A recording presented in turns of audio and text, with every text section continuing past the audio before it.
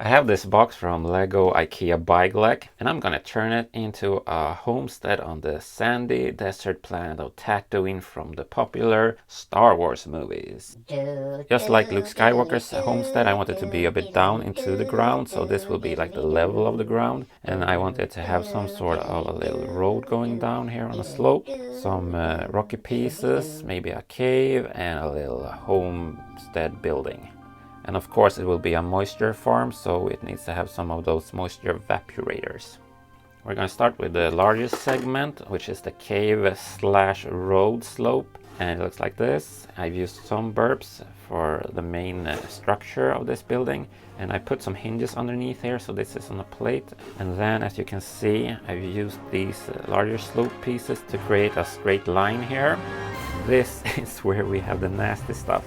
The Bantapodo, oh my goodness. And in here we have the poor droid with his shovel. It's gonna be a lot of work to clear that Bantapod out. And I thought that smelled bad on the outside. I wanted this part to be really sturdy, so it will be easy to slide down into the Bygglek. So I used a lot of like thicker pieces here and panels and that kind of nonsense. But the slope needed to have some sort of gradual decline here. And it was kind of tricky because there's not a lot of space here, but I used a lot of plates and I used different shapes just to make it look a bit more natural and not that kind of like Lego squarey.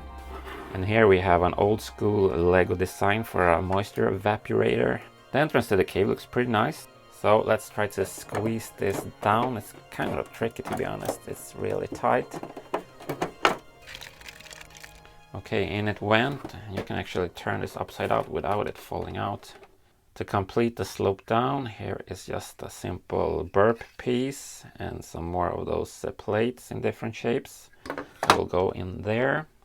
And here's some moisture evaporator, also an official build from Lego. And you can open it for some reason like this.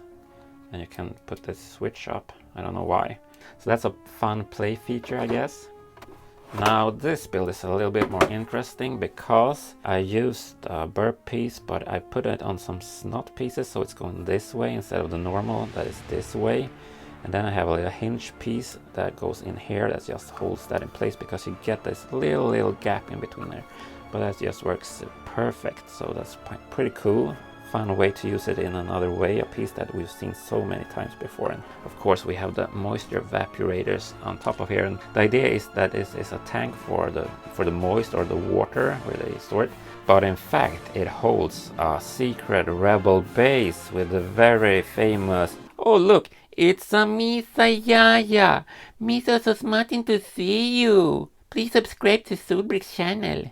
So he's in here, the very beloved character, and here you have some computer thingies and a display for the Death Star. And there's even a rifle in there for protection and the Rebel insignia. So that's why I have those tiles, because that's where the burp piece is going to rest. So that goes in just in here. Alright, so let's have a look. Here is the rock segment that has a burp piece that's turn around, so you get a cavity there. And here is the farm boy himself, the moisture farmer. And inside of here they have their recycling bin, so it's easy to recycle. This is where you can put rock, and this is where you can put sand. Cavity fulfills a purpose, and that's that it's the garage for this small little cute land speeder that I constructed.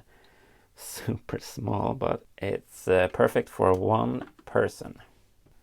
And behind up here you can actually put a little sand person.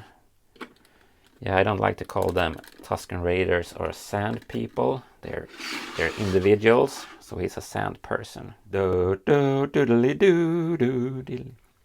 And this goes in back here. Oh Lord. Let's move that aside again, and let's take in the little homestead building. So classic Tatooine dome design here, and it's open on the back here and on that side as well. You can lift this piece up here for opening the door, and you have some just random knickknacks storage outside of here. You can open the roof and have a look inside. Here they have their little couch where they can chillax, some blue milk of course, I don't know where that came from. And you have a stove here for your cooking and your spice on the side there on a spice rack. It's totally just spices in Star Wars lore, I guess, just like in Dune. And here's a little small day bed where you can relax and maybe sleep while you're not working. So pretty cozy little building. And you can see here they also have a little window on this side. That goes into this corner because that's the only space left, of course. Let's put in the Banta called Ulla-Britta. Super cute. And she goes in here into her little cave stable dwelling. The droid needs some help with shoveling, so they hired this gonorrhea guard here with a shovel as well. So let's put in the gonorrhea guard down here. Super happy to get a job after Jabba's palace went down. And here just like an old prequel area droid. And we also have this cute little droid with binoculars. I can go down here. Oh no, but what's coming here? Well, we got the sand trooper on his Jewback beast of burden.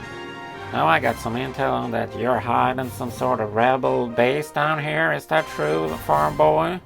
Yeah, I got a crazy Gungan. You know what? You can have him. Yusa betrays a Misa?